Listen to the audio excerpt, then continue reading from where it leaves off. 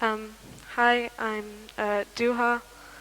Um, Sorry, it seems like my guitar isn't having such a fine-tuned day, eh? Um, so I think we should incorporate animals in our daily life because they can improve our life. And sorry if I'm ruining this show. So, quick show of hands. How many of you really enjoyed that show? Was it entertaining? Did you understand anything? No? Exactly. One word, perception. Perception. So, what does it mean? Perception means the way that something or someone is perceived as normal. Or, in other words, something that is deemed normal by society.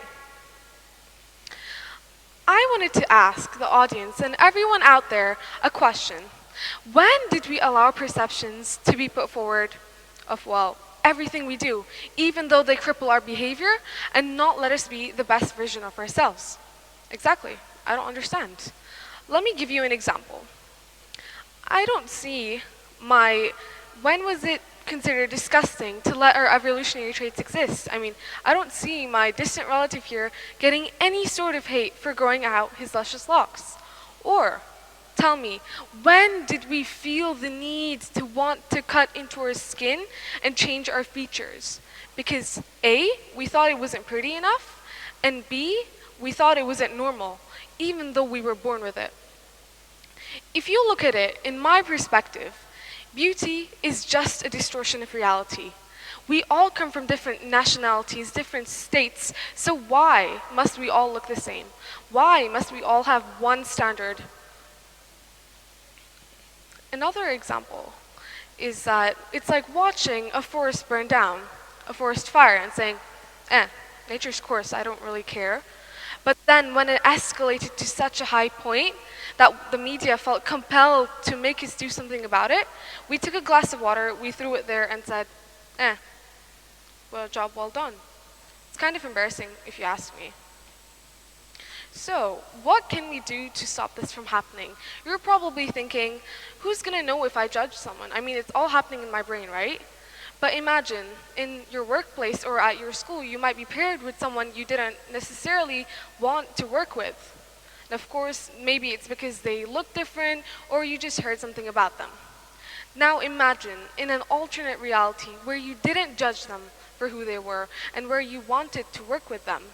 You would have probably just missed out on a chance to make a lifelong friend. That person could have changed your life. But because you perceive them as a person, you miss out on that chance. Also, how can we stop perceptions from defining us? Every day when you wake up, try and make up affirmations. Tell yourself that I will not judge anyone today for who I think they are, and I will not let myself be judged for who I really am. One last example I would like to give you is myself. I used to be a really quiet person. I didn't like talking to people in general, and of course, I detested public speaking. And a few months ago, I thought, why am I letting these things define myself? I mean, there isn't really a reason. And here I am, today, taking a step forward and speaking to all of you in public. That's exactly what I'm saying here. If we let perceptions dictate who we really are, we will never grow as a person. Thank you for listening to my talk, and I hope you have a great rest of the day.